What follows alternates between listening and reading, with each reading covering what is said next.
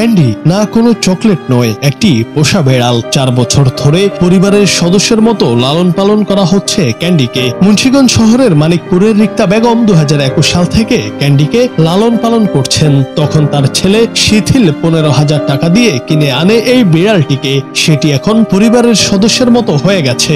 রিক্তার স্বামী আব্দুল হাইয়ের কর্মস্থল ইতালির রোমে পাড়ি জমাবেন পরিবারের সবাই। যেহেতু ক্যান্ডিও তাদের পরিবারের একজন, তাই তাকে ছেড়ে তো যাওয়া যায় না। ক্যান্ডিকে সঙ্গে নিতে বিশেষ খাঁচা, বিমানের টিকিট, সরকারি অনুমতি, পাসপোর্ট, এমনকি ট্রানজিট বিমানবন্দরের অনুমতিও নেওয়া হয়েছিল।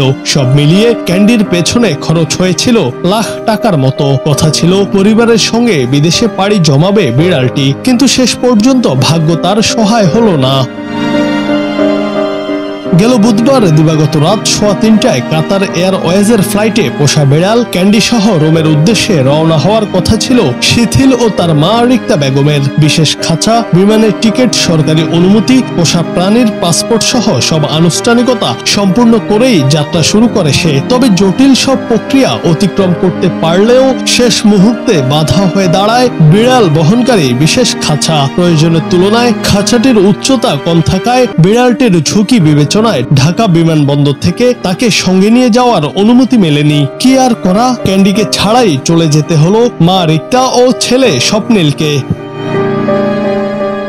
সবশেষে বৃহস্পতিবার ক্যান্ডিকে নিয়ে আসা হয়েছে রিক্তা বেগমের বোনের বাসায়। বোনের মেয়ে তনিকা বিড়ালটির পরিচর্যা করছে। তবে পোষা বিড়ালটি মায়ের আদর পাওয়া রিক্তা বেগম ও তার ছেলে স্বপ্নিল হাসান শিথিলকে খোঁজাখুঁজি করছে। তাদের না পেয়ে অনেকটা মনমরা অবস্থায় রয়েছে ক্যান্ডি, যদিও যথাসময়ে খাবার দেয়া সহ যাবতীয় পরিচর্যা চলছে।